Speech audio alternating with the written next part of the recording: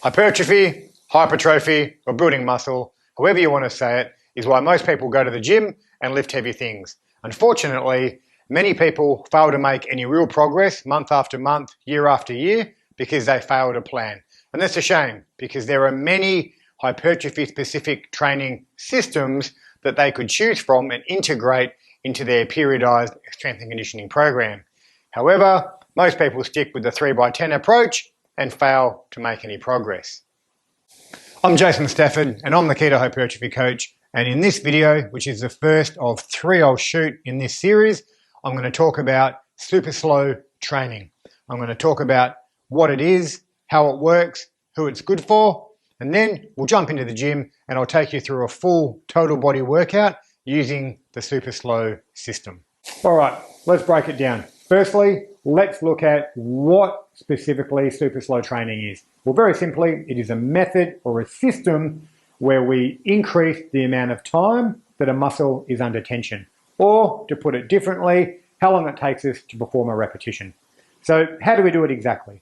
Well, with super slow training, we're going to lower the weight for 10 seconds and then take 10 seconds to lift it. So to do 1 rep is going to take us 20 seconds. And we would do 10 reps for a set.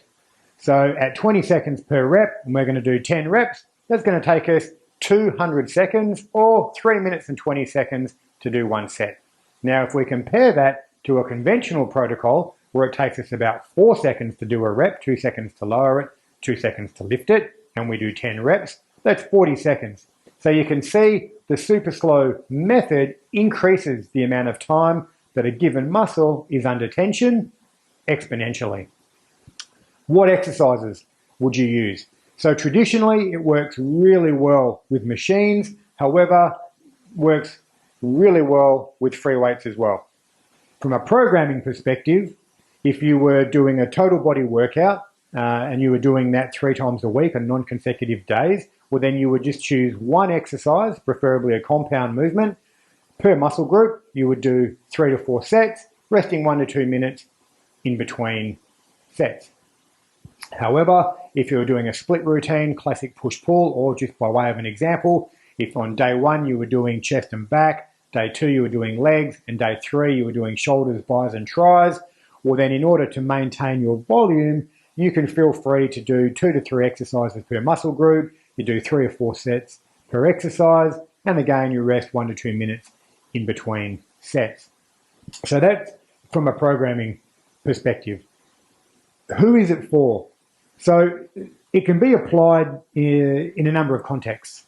So firstly is if you're injured or you're coming back from injury and you can't use the load that you normally would, or you can't lift the weight at a speed or at the velocity that you normally would, well then super slow is really useful. And the reason for that is that it targets your type 2B muscle fibers. And I'm just going to digress a little bit here, and whilst being mindful of not getting into the weeds with an anatomy and physiology lesson, just by way of revision. So we basically, skeletal muscle, we've got 2 fiber types. We've got type 1 and we've got type 2. Our type 1 fibers are our slow oxidative fibers that are traditionally used in endurance sports. Okay, so they have very low force output, but they have a high fatigability. Now our type 2 fibers, we have kind of 2 subdivisions. We have a 2A and a 2B. Our 2A fibers are kind of a hybrid. They're in the middle of a slow type 1 and the 2B. So they have moderate force output and moderate fatigability. Then we have our big type 2B fibers. Our type 2B fibers are the ones that we want to target for hypertrophy, and they're the ones that are used in high velocity or maximum force output. So they have, again, maximum force output, but they tire pretty quickly. So when we're talking about hypertrophy or power or high velocity, usually we're talking about type 2B muscle fibers. So if you're injured and you're not able to use the load that you would normally need to target those fibers, super slow is a system that will enable you to hit those 2B fibers whilst using a considerably lighter load. So injury rehab is one application. Next is for the elderly. So as we age, the natural loss of muscle, or sarcopenia as it's referred to, usually means that those type 2B fibers are the ones that we're losing. They're the ones that are atrophying. Now, if we're elderly and we haven't lifted ever or for a long time, we don't want them lifting heavy weights for a number of reasons. SuperSlow is a system that they can use where they can target those type 2B fibers, okay, to help preserve them or slow down the rate of loss, which is going to help them as they continue to age. So far, just to recap, rehabilitation or for the elderly. Lastly is just simply for variety. Now, if you are cycling your hypertrophy training systems in your periodized strength conditioning program and you're interspersing them with strength training, well, SuperSlow is just another way to increase the intensity, potentially give your connective tissue a rest from the rigors of high volume hypertrophy based conventional training, and it will inject some variety. So they're the three main applications that I see SuperSlow training being used. Okay, so that's it. That's a hard and fast summary of the SuperSlow hypertrophy specific training system. What we're going to do now is disappear from here and reappear at the gym, where I'm actually going to take you through a full total body workout using the SuperSlow system with machines. So let's go. Okay, so we're doing the total body workout SuperSlow series today. This is workout 1, where we're using machines. So we're going to be using an upper-lower sequence. That way we facilitate maximum recovery in between body segments. Starting off with quads today, we're going to do leg extensions. I find this is a really good pre-exhaustion as well. If I was doing a second or multiple exercises for quads, which today I'm not, because it's one exercise for the muscle group. You could use the horizontal leg press or Smith machine squat, 45-degree leg press if you wanted to. I just like the leg extensions. So let's go.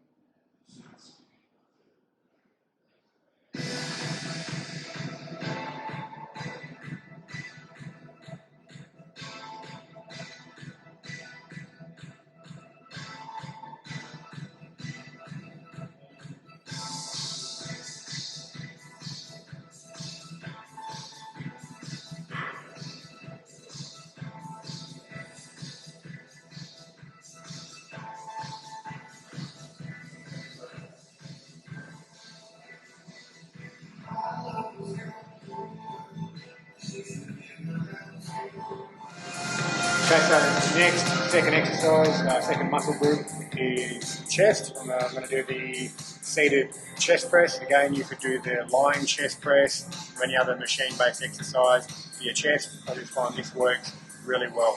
So again, let's go.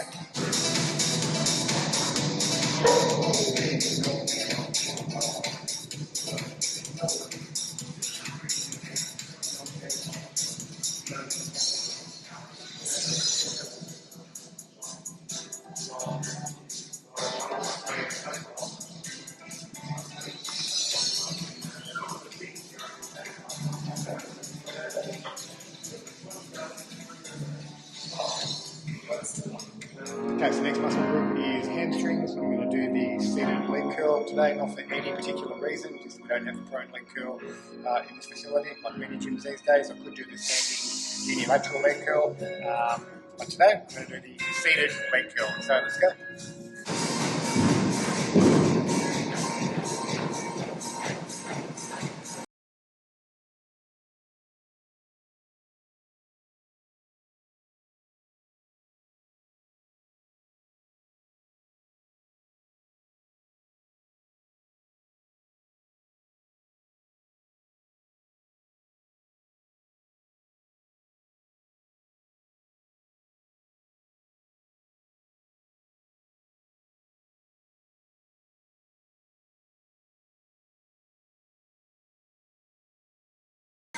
Okay, next is back. Today I'm going to be using lat pull down Again, you could be using the seated row or any machine that'll work your back. I just want to work on my vertical pull, a bit more width in my lat. So today it's lat pull down. Let's go.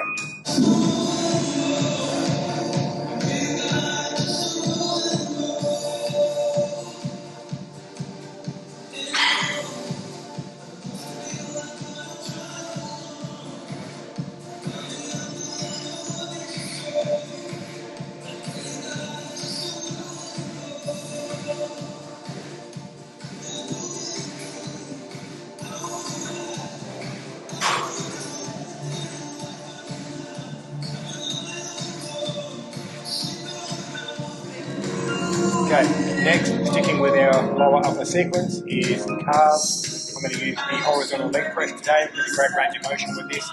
Again, you can choose to do a standing calf raise, donkey calf raise, seated calf raise, any other machine that's going to work. And I guess depending on whether or not you want to work your gastrocnemius or your soleus, potentially would influence which one that you want to use. But today, we're on the horizontal leg press. Let's go.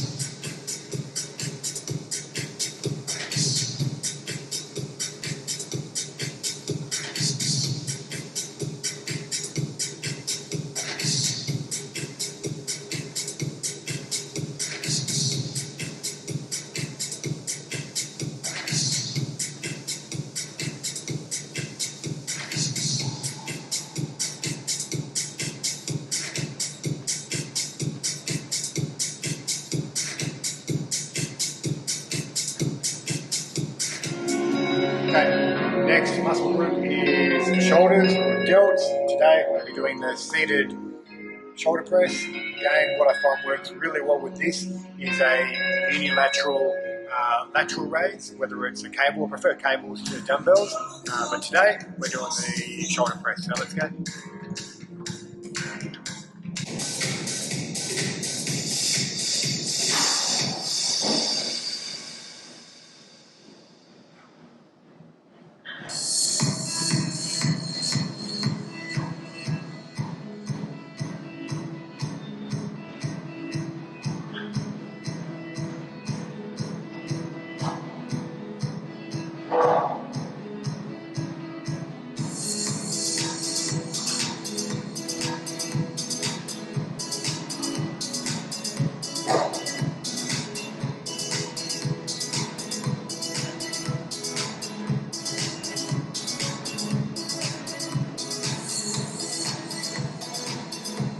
Next muscle group for today is triceps. I'm going to use the angled bar, triceps pull down. Again, you could use a rope or any of the machine dips that work your tris. Today, it's the V-bar tri pull down. Let's go.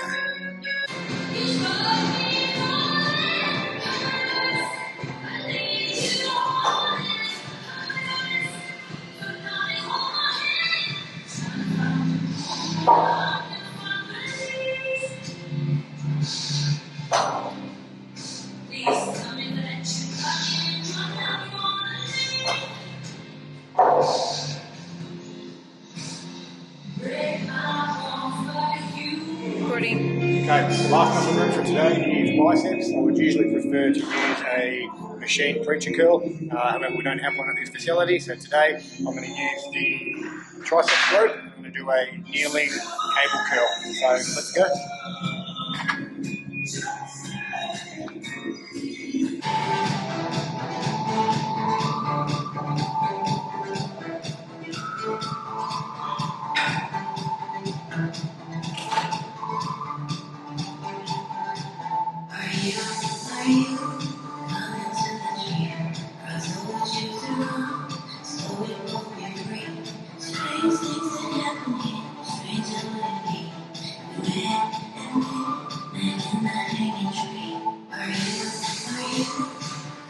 I hope you found the video useful. If you have any questions or comments, leave them below. And don't forget to like, subscribe and share to this channel if you want more information on how to apply a keto diet for fat loss, building muscle, optimizing health, and reversing the aging process.